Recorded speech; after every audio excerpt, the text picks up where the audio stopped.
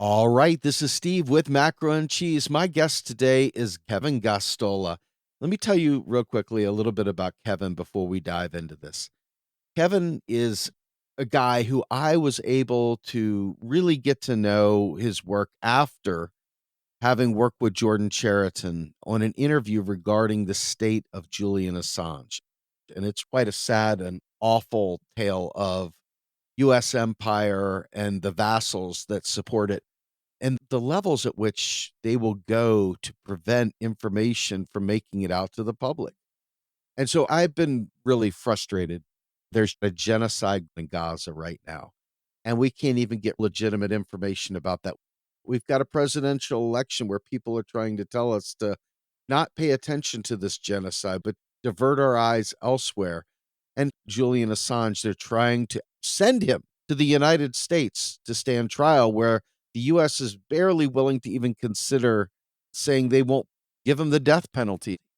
So this podcast to me is going to be far more than Julian Assange. It's going to be about what is happening to us as a society in terms of what we can say, the freedom of the press, and the levels at which the state, which is supposed to represent we the people, but clearly does not, will go to keep us from understanding the world around us.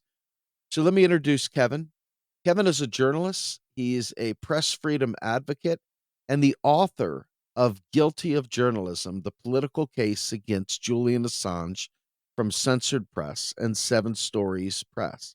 He publishes the Dissenter newsletter at dissenter.org and has spent the past 10 to 15 years reporting on Assange, WikiLeaks, the war on whistleblowers, press freedom, and government secrecy. We've also talked to Phil Black, who took on the Keating Five during the savings and loan crisis. And we've talked to John Kiriakou, and we've discussed whistleblowers with him. We have talked to so many whistleblowers, and this is tying that all together for us because it's really bad. And I don't know that we have agency to fix it. And so I wanted Kevin to come on and tell us a little bit about that. Kevin, thank you so much for agreeing to join me today, sir. Hello, Steve. It's good to be talking with you. Absolutely. You have done an incredible amount of work detailing and documenting all the WikiLeaks releases and the information that came from it, and also the horrific abuse that Julian Assange has had to go through to get the truth out to us all. Tell us about your work and what you've uncovered. Yeah, that's a good place to begin. My background, for people who perhaps need to know a little bit about me in order to believe that I'm an authentic voice. I started doing this work when I was in college, and I actually thought that I wanted to be a filmmaker. So I was going to school, learning about documentary primarily. And in the meantime, as a backdrop, we had President George W. Bush's administration, and I joined protests against the war in Iraq. I was appalled and opposed to torture that we were learning about. We're coming up on the 20th anniversary of the Abu Ghraib torture scandal, which involved US military officers as well as contractors that were working in that prison. And we were learning details about CIA torture. And all of this led up to eventually, when the documents came out from WikiLeaks, I took interest.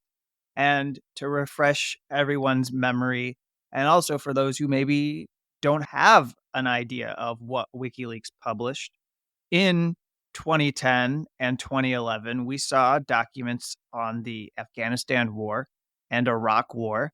These were military incident reports. They showed the transactions or small acts that take place on a daily basis in war zones. Things like friendly fire incidents, when you have reported incidents of human rights abuses, when there are people who blow through military checkpoints and you have incidents. So it was very minutely focused. These were historical documents. They did not reveal troop movements. They were all historical records, and they showed what we were doing in Iraq as well as in Afghanistan in war crimes that were happening on a daily basis. And with Iraq, the documents uncovered 15,000 civilian deaths that were not previously known. And a project called Iraq Body Count has done some fantastic data journalism with these documents. And they continue to do this for a number of wars. Then you have the over 250,000 diplomatic cables that get published at the end of 2010 and all the way through 2011. And at that point, when I saw this cache of documents, this database, as they were being posted, I recognized that not all of the documents were being reported on. We were not getting all the scoops that we could get, that you could squeeze out of these documents. And so I started writing my own articles. I generated my own following. I was having people engage with my coverage of WikiLeaks. I was an intern at The Nation magazine. I got some very good newsroom experience for 6 months from January to June of 2011. And during that period, the world events of that time were remarkable. Not only do you have the protests that are happening in Wisconsin against Scott Walker, but you also have the Arab Spring, as it was dubbed, these uprisings happening in Middle East and Northern Africa. And some of these cables are said to have helped fuel the uprisings as we learned about the corruption of Ben Ali in Tunisia that the United States knew very well but did nothing to challenge. So as I am covering these documents, I recognize that I am benefiting from publishing these stories. So naturally, I should take an interest in the source of the documents. The source of the documents was a private named Chelsea Manning, US Army whistleblower, and she provided these documents. We also get documents later on in this year, in around April, I believe, in 2011, that show us all of the false intelligence that has been made up or collected about the nearly 800 people in Guantanamo that were detained by President George W. Bush as part of the global war on terrorism. So we come to see how there's just a handful of men, and these false confessions from them have contributed to the justification for keeping these people in a military prison. It's basically a US gulag on Cuba, on territory that the United States has claimed and refuses to return to Cuba. So all of this information, I take an interest in how Chelsea Manning is being abused, where we hear reporting that she's being inhumanely treated at this Quantico Marine brig. It becomes a scandal. The UN Special Rapporteur on Torture, Juan Mendez, takes an interest in her mistreatment. And then from there, I dedicated myself to covering her court martial, which unfolds from December 2011 through August of 2013. When she is convicted, she was charged with violating the Espionage Act. These charges are very similar to the charges that Julian Assange is facing. And then she received an extraordinary sentence of 35 years in a military prison. And from that point forward, I took an interest in the war on whistleblowers that President Barack Obama was presiding over. During his time in office, he prosecuted more people with the Espionage Act for leaking information to the press than all previous presidents combined. And so that's when I was introduced to people like John Kiriakou, as you mentioned in the intro to our discussion, and Thomas Drake, an NSA whistleblower.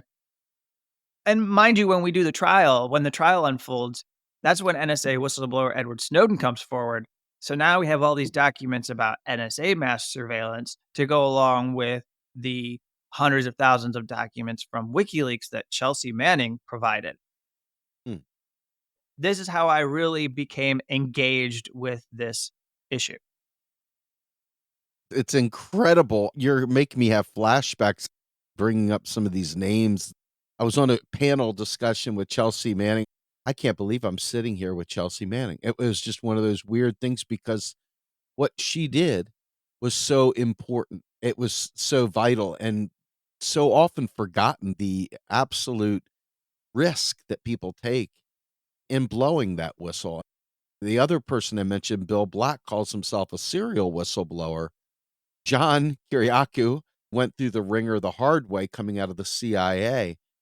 Tell me, what is it in your mind that we really should focus on in this period, bringing it all together? It seems like there's a common theme going on.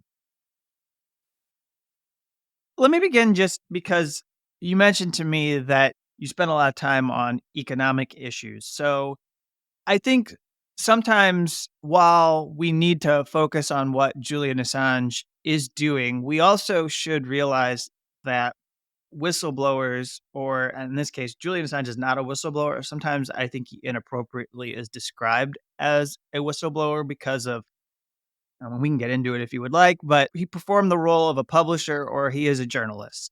Yes. He didn't have access to the information. The person who's the whistleblower is Chelsea Manning. I think it confuses our understanding of the events that unfolded if we describe him as a whistleblower, although I recognize that some people might be using that label in a way that is because they see him as a heroic figure who informed us of corruption that the United States was engaged in, which was being hidden behind closed doors. But with that said, at the end of my book, Guilty of Journalism, I collected 30 documents from WikiLeaks that I say the government doesn't want you to read. And I included several that the umbrella that I put them under was corporate power. And so I'll just give you, for example, there was a cable that revealed that the US government had backed US corporations in an effort to stop Haiti from raising the minimum wage to $5 per day. That was in 2009. This was a story that we saw reported out by The Nation, actually. This was done by a newspaper in Haiti called Haiti Liberté. And the US Embassy aided Levi's, Hanes contractors to block a minimum wage increase for Haitian Assembly Zone workers. The Haitian parliament was willing, according to this report, to give workers a 9 cents per hour pay increase to 31 cents per hour to make t shirts, bras, and underwear for U.S. clothing giants like Dockers and Nautica. But that was something that diplomats wound up helping these corporations oppose. Obviously, we can come back and talk about any of these if you would like. I also have Pfizer was found to have hired investigators in Nigeria to blackmail the Nigerian attorney general so that he would drop lawsuits against the corporation's drug testing on children. We also find in these documents evidence that the US government was planning a trade war against Europe for refusing to adopt agricultural biotechnology from Monsanto, so genetically modified crops, the GMOs. Yep. And then I'll close with this one that's very topical because we've seen recently even a whistleblower who mysteriously was found dead from Boeing under extraordinarily suspicious circumstances. So, a Saudi Arabian king requested that the US government make his plane like Air Force One if they wanted him to purchase a fleet of Boeing aircraft.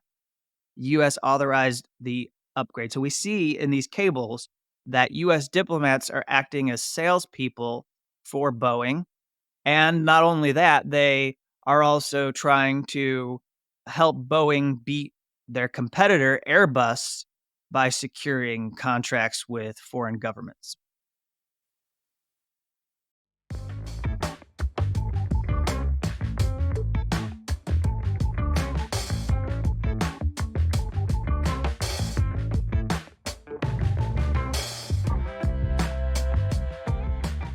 Wow, that is what you call a very cozy relationship. I think corporatism is the cousin of fascism.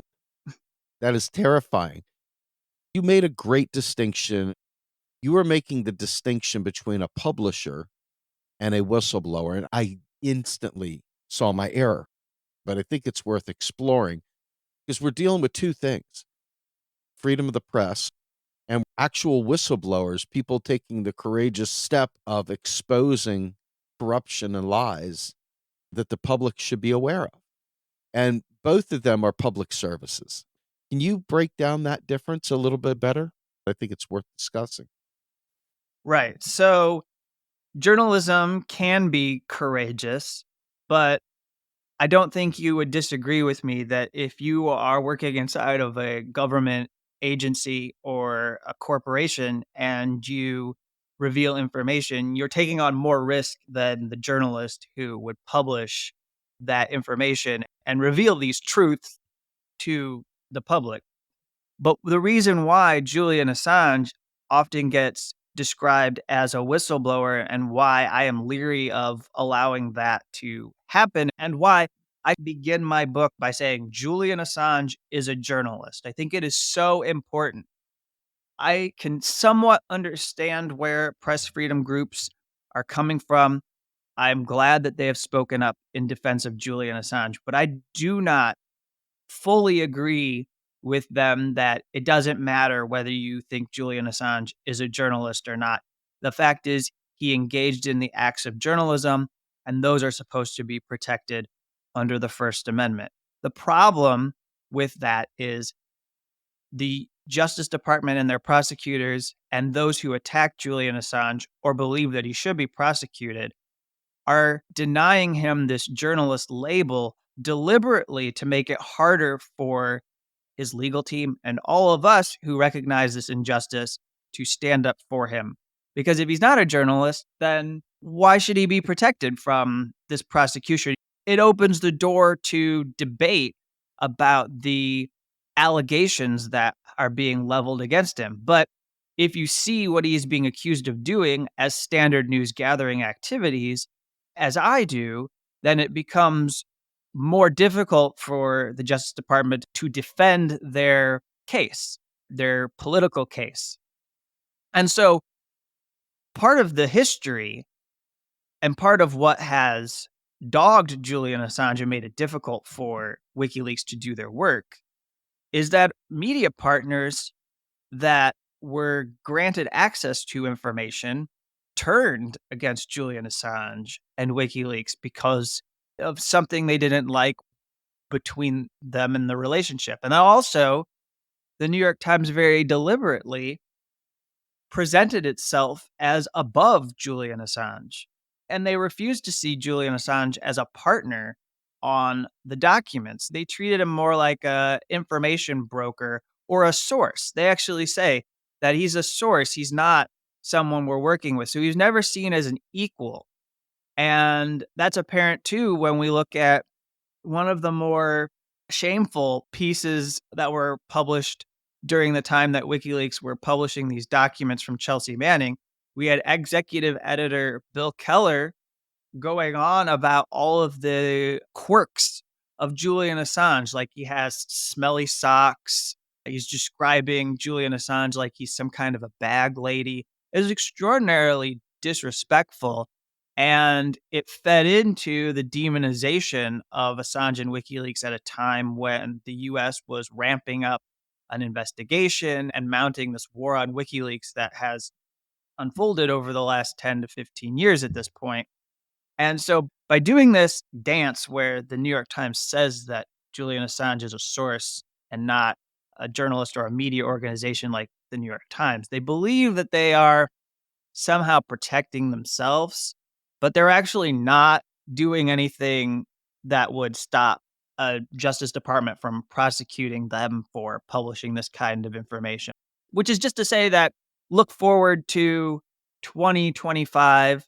If Donald Trump is in office again and the Justice Department has different people, just because they went to the trouble to make a distinction about Julian Assange doesn't mean that the Justice Department isn't going to look at precedents that have been set and target them because those people in the Justice Department are opposed and see the New York Times as enemies of the state.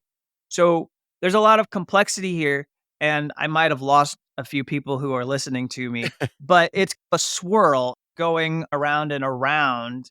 But the most important thing is that Julian Assange performed journalism, is a journalist, and those who deny that reality are actually making it easier for the US government to target journalists. So, with that in mind, when I read the news, the stories are almost all the same.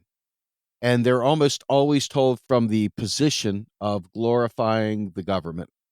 I'm not anti government. I'm anti this government, but I'm not anti government in general. So there's some clear collusion going on. There's some manufactured story, and everybody repeats the same story. I'm sure part of that is laziness.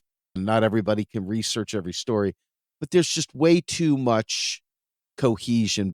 And then when someone comes out with something that counters that story, they're instantly treated like an enemy.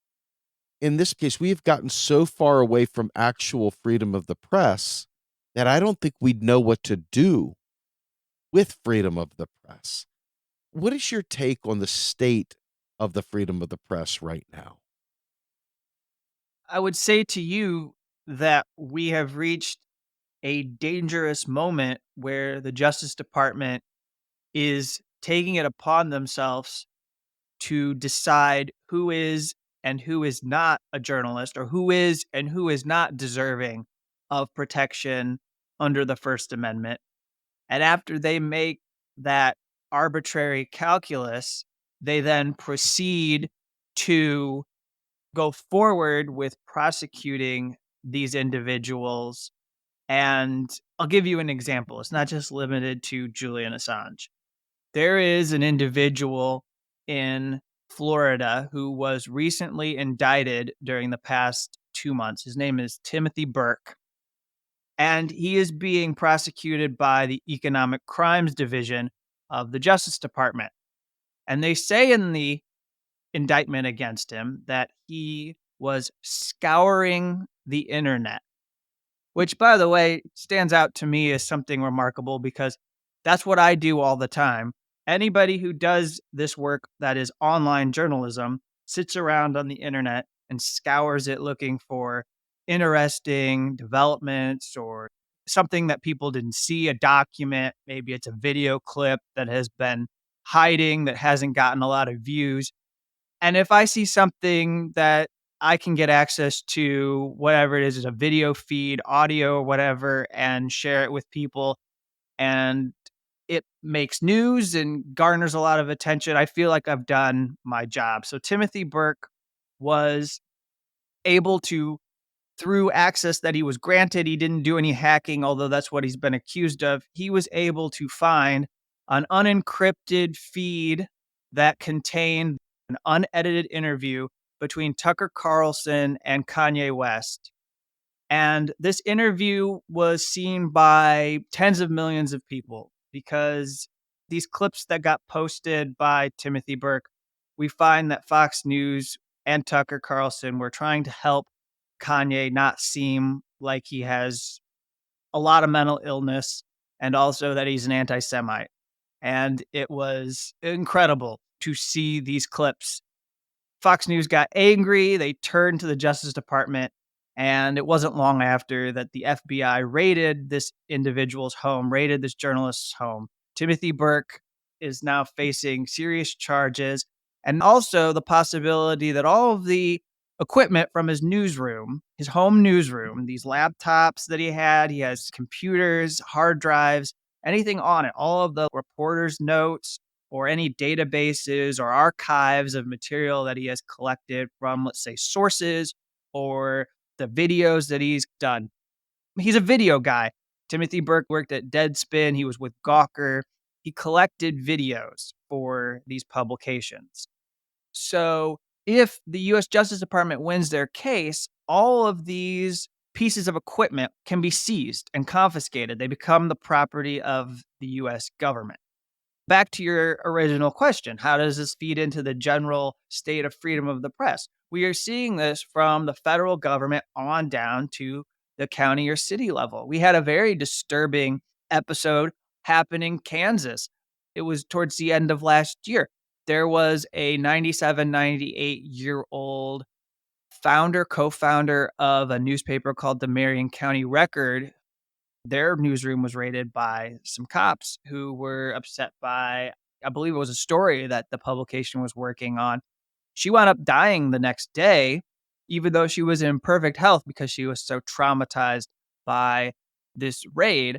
And in both of these examples, and then let's add in Julian Assange, you have authorities that are making an arbitrary decision that all of a sudden that person no longer is a journalist, no longer deserves protection. And so we can go in and we can target them. With that in mind, get us up to speed on Julian Assange. I think a lot of people probably really didn't understand what he actually published. I know you brought up Chelsea Manning and the findings that came from that, but there were multiple dumps of DNC lies that were told during the Bernie Sanders campaign.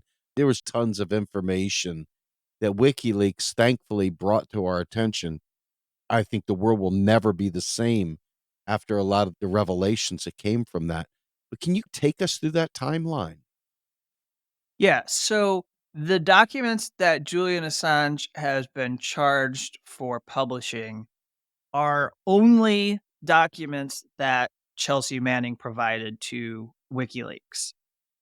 However, there are other disclosures that are other publications that are of note, and I'll get to them. But the most remarkable one is probably a set of documents that people know very little about.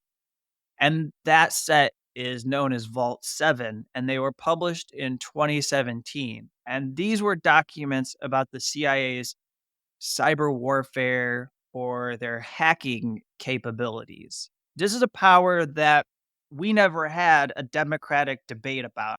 I never saw a congressional hearing where there was a discussion about whether the CIA should be going around targeting different governments or groups with malware and planting bugs in devices. We learned from these documents that Samsung TVs had devices that were planted in them. So when you turn them on, they might just be activated and they could be used to snoop on targets. We learn about vulnerabilities in Apple's, their operating system, and also the way that they are able to break into the Signal or WhatsApp messages that we believe that those were being safely encrypted, but that they've developed ways in order to violate the privacy that users think they have through those apps. And this is a set of documents that sets off the chain of events that I believe has led us to this case against Julian Assange. Because I very quickly just say that under President Barack Obama and Attorney General Eric Holder, there was no indictment against Julian Assange. What they struggled with was the fact that if they were to indict Julian Assange and make allegations against him that they believed were criminal, then they would have to accept that there were New York Times editors and reporters, also people at the Washington Post, people at the Guardian that had engaged in that exact same conduct. And they would, if they were going to apply fair justice, have to prosecute those people as well. And they weren't going to put those people on trial. So they decided to pass on prosecuting Julian Assange. Donald Trump comes into power and he appoints as Attorney General Jeff Sessions, who has a different view about leaks, has a different view about protecting freedom of the press. He also picks Mike Pompeo to run the CIA. And Mike Pompeo is embarrassed when these Vault 7 materials get published. And they're all over, and he can't even bear to go face Donald Trump. There's an article that was published by Yahoo News in September of 2021. And it's an amazing article if people have not read it. But there were over 30 sources from the Trump administration and US intelligence agencies that Michael Isikoff and Zach Dorfman and Sean Naylor, all national security reporters, talked to. They worked on this reporting, I think, over a long period. And they came up with some incredible information about the CIA's war on WikiLeaks. And part of what we learned is that Pompeo didn't want to go face Donald Trump and say that WikiLeaks had just happened to the CIA because that was something that he'd have to take responsibility for happening on his watch. And in the end, he becomes this obsessed person who is seeking revenge against Assange, his first public speech that Pompeo gives is directed at Julian Assange and WikiLeaks, and they decide to designate WikiLeaks as a non-state hostile intelligence service Hmm. so that they can go after it and spy on Julian Assange while he is in the embassy. There's evidence that they worked indirectly, at least, if not actually directly, with a Spanish private contractor called UC Global, which had the contract for security for Ecuador's London embassy, where Julian Assange lived under diplomatic asylum from July 2012 until he was expelled and arrested on April 11th, 2019. So, this set of documents is really important because it sets off this campaign. There are allegations that the CIA sketched out plans to kidnap, poison, or kill Julian Assange while he was in the embassy. There was a fear in the Justice Department that he would be put on a plane, a rendition flight, much like war on terrorism suspects had been subject to. They had been taken to black sites. And so the Justice Department panicked. They didn't have an indictment against Julian Assange. And these actions by the CIA spur the Justice Department to quickly charge Julian Assange with something, anything, because they're fearful that he might arrive in the United States and they would need to arraign him. They would need to go before a judge and produce an indictment against Julian Assange. So there's that. But the different documents that we have are usually sets of emails that they've uncovered. Sometimes they're about security firms that have spying capabilities, who are deploying spyware. There's emails from Syria. There's emails, as you mentioned, from the Clinton campaign. There's Democratic National Committee emails that show how the Democratic presidential primary is greased in such a way to favor the person that the Democrats most want to end up as their nominee. And then you have other documents that go along with the Chelsea Manning documents. And before that, they were working on publishing information from a few African countries like Kenya that they had actually helped out by publicizing some corruption within their governments.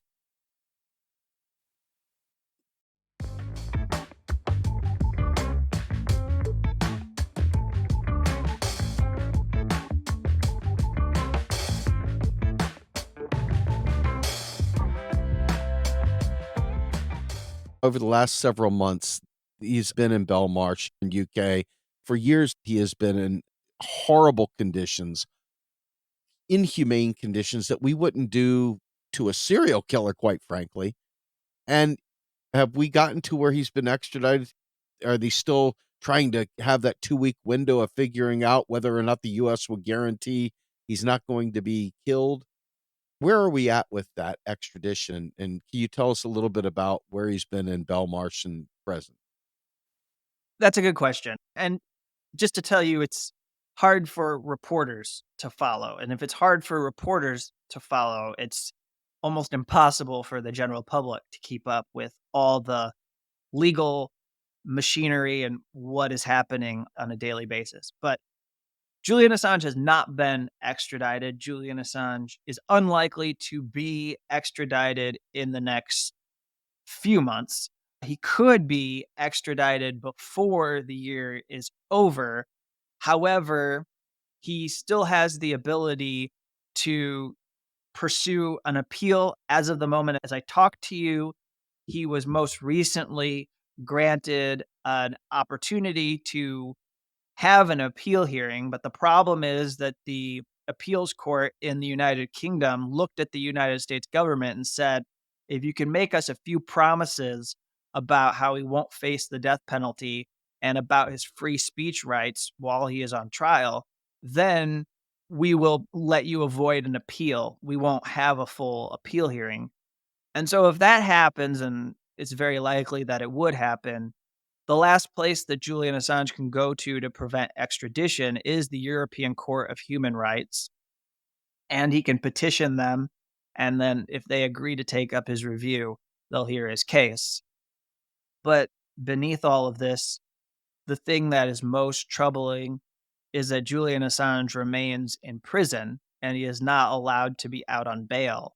And a case before the European Court of Human Rights, even if that is a positive development because he is not extradited to the US for a trial, that could take a couple of years. And his health condition has deteriorated tremendously due to the way that he has had to live, due to this campaign against him that he has so far survived.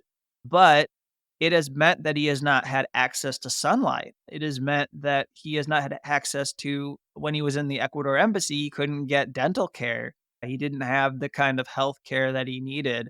He's getting better medical treatment in Belmarsh, and I think it's better than what he would receive in US detention or in a US prison. But still, recently, at the end of 2023, he had a bad cold and he was coughing. And when he was coughing, he broke a rib. And he broke a rib because he has osteoporosis. And he's a 52-year-old man.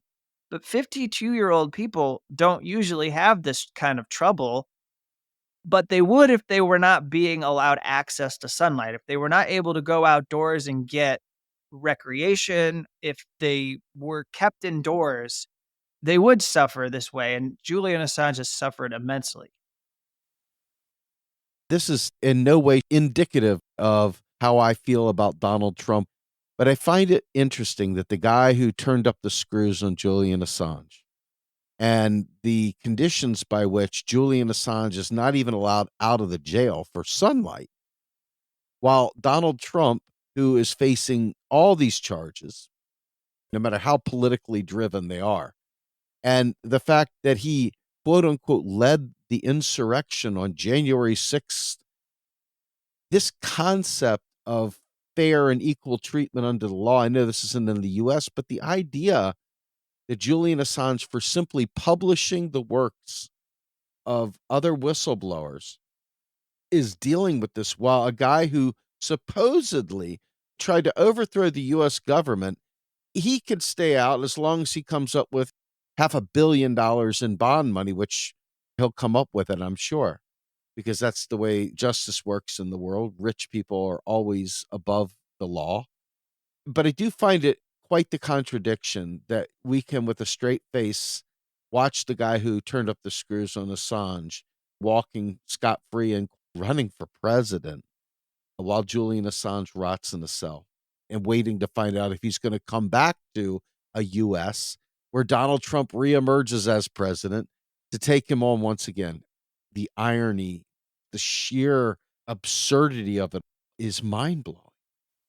It is tragedy and farce. And when you ask people who have been prosecuted under the Espionage Act, who believe they were making conscientious decisions when they come forward, they look at what's happening with Donald Trump and they look at what happened with Joe Biden. We saw a special counsel decide and determine that he was not deserving of any criminal charges because he mishandled classified documents he took. And he took sensitive information about the Afghanistan war with him that if anybody else that was lower ranked had taken that kind of information, the hammer would have been brought down upon them very quickly. He even said, even though it's admirable in the special counsel's report, it says that he objected to Obama having a surge during the Afghanistan war. And even though he took those documents so that he could, I suppose, memorialize that history, have that in his private collection so he could always show that he was on the right side of history. That doesn't exonerate him. The Justice Department doesn't do that for anybody else. There are whistleblowers like Daniel Hale, a drone whistleblower who just got out of prison. He was subjected to the harshest conditions that someone who leaked information to the press. He gave these documents to Jeremy Scahill at The Intercept. He was put in a communications management unit, which is basically like a little Gitmo. And we have two of these in Terre Haute, Indiana, and then Marion County, Illinois. And they're primarily used to go after Muslims. That's what George W. Bush intended them for when they were created, but he went through harsh treatment. And then you have Reality Winner, who received the longest sentence for anybody convicted of an unauthorized disclosure to the press. It was 60 months, basically. And she served her sentence in a women's prison in Texas. Terry Albury is an FBI whistleblower. Recently, he was prosecuted while Donald Trump was president, and he revealed that the FBI was coercing, again, primarily Muslims, people with brown skin, into becoming informants. If they don't become informants, they were being threatened. They were being put on the no fly list or other watch lists. It would make it impossible for them to travel, impair their freedom of movement. Meanwhile, you have people like David Petraeus who take all kinds of sensitive documents from their briefings with presidents and high ranking intelligence officials, share them with his biographer that he's having an affair with, and then they get published in this fawning biography. Or you have someone like Leon Panetta who does a banquet event, and the director or the writer for Zero Dark 30 is in the audience while he's exposing the identities of SEAL Team 6 that raided Osama bin Laden's compound. And he's not supposed to reveal their names, but nothing ever happens to these people. It's the lower ranked people. And then in this particular instance, as we've been discussing, it's Julian Assange because he does not subscribe to the dominant culture of the US prestige media, as I refer to them. He is singled out and attacked by the US government.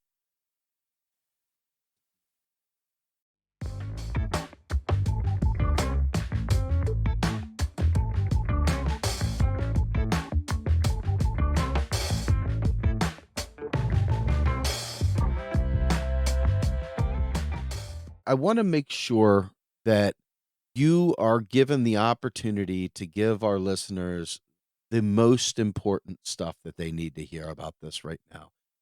I guess we can bring this back to Julian Assange or any other issue in this space that you feel somebody trying to get up to speed and know about what's going on would be most beneficial in knowing.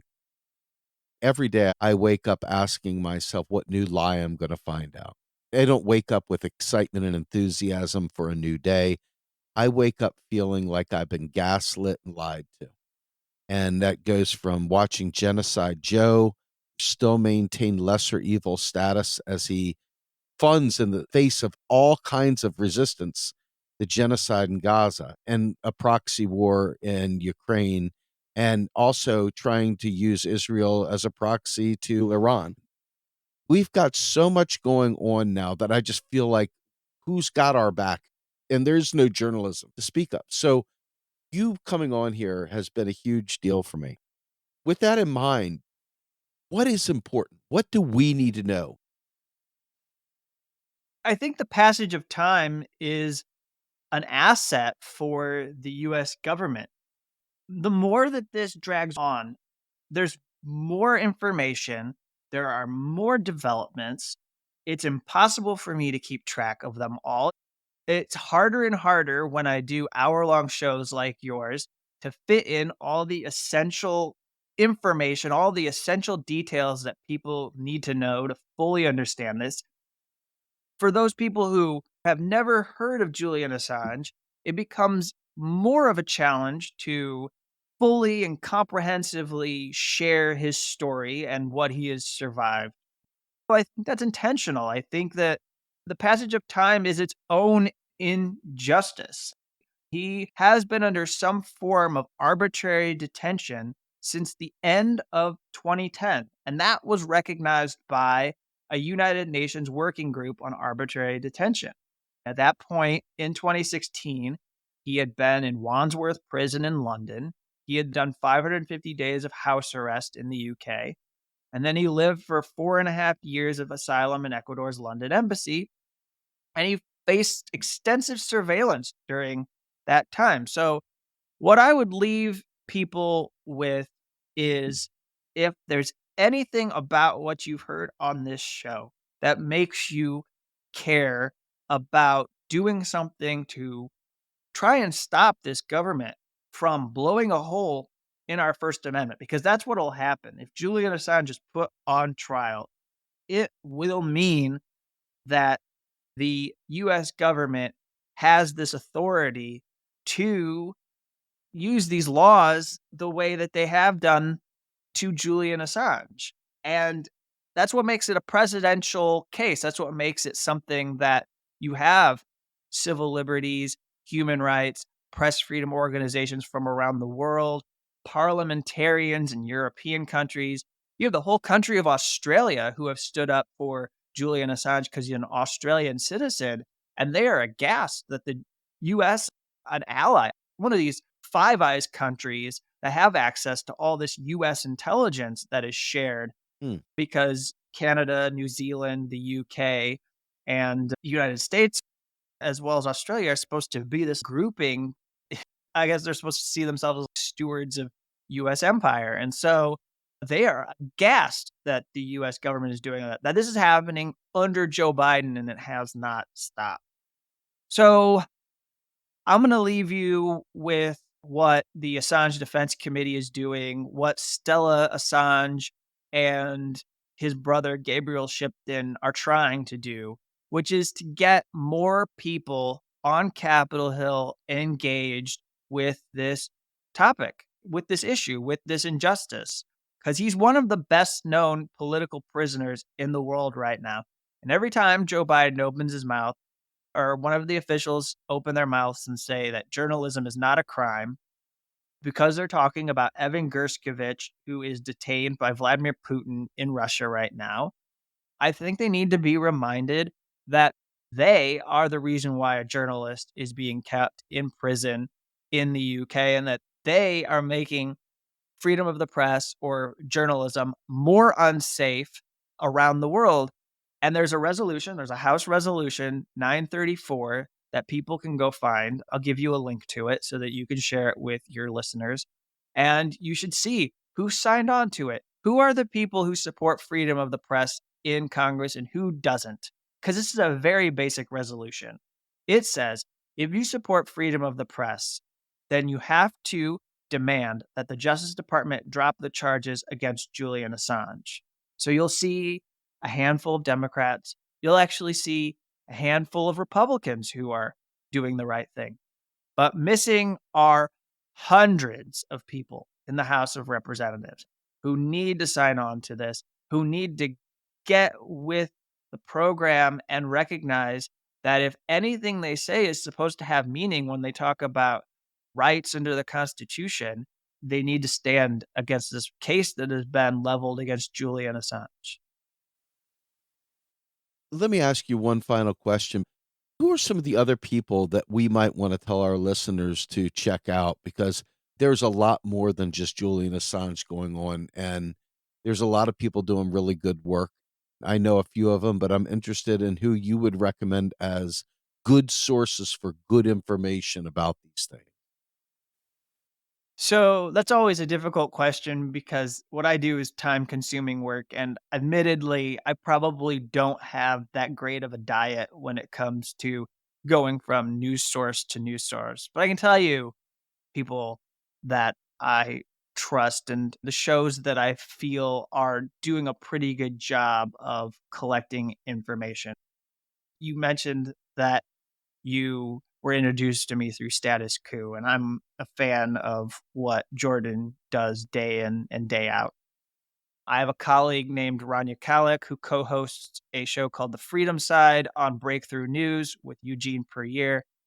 That has a global focus, and they are constantly bringing in voices from conflict zones and areas in which capitalism is basically destroying the societies of those countries from within. And they have very good interviews on their shows. And I see good reporting from The Lever. I see good reporting from, I think, The Intercept does pretty good work. I think The American Prospect does pretty good work. And these are places that I turn to when it comes to whistleblowing in particular. and press freedom. I try to stay up on the advocacy work that Freedom of the Press Foundation is doing. This is a collective of people that launched this organization a few years after WikiLeaks. They first were trying to help WikiLeaks get around a blockade that PayPal had imposed. So they were making it possible for donations to get to WikiLeaks. And then as they moved further along, and Daniel Ellsberg, the great Pentagon Papers whistleblower, was part of this organization.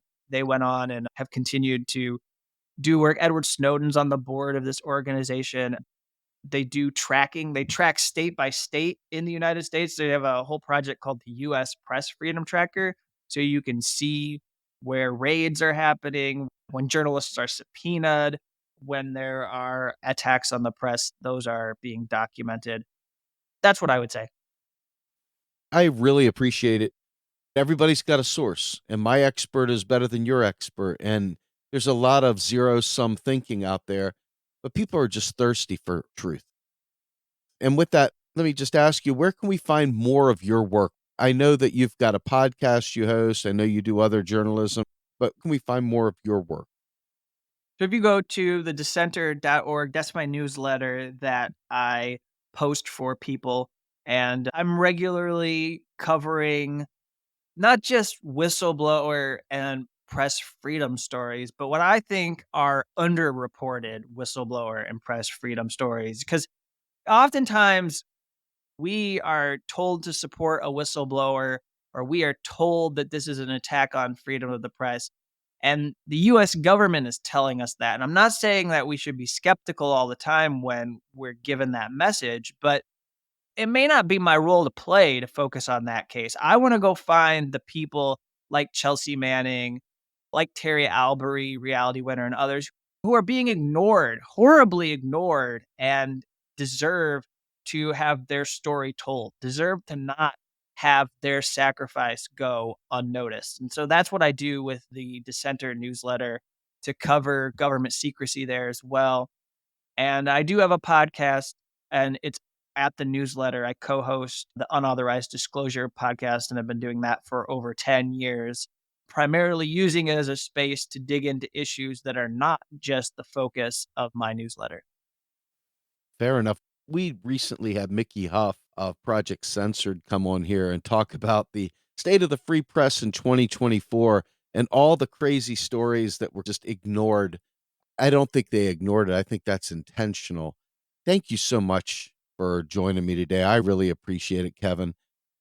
My name's Steve Grumbine. I'm the host of Macro and Cheese. Real Progressives was a 501c3 non for profit. All donations that we receive are tax deductible, and no donations too small and no donations too large.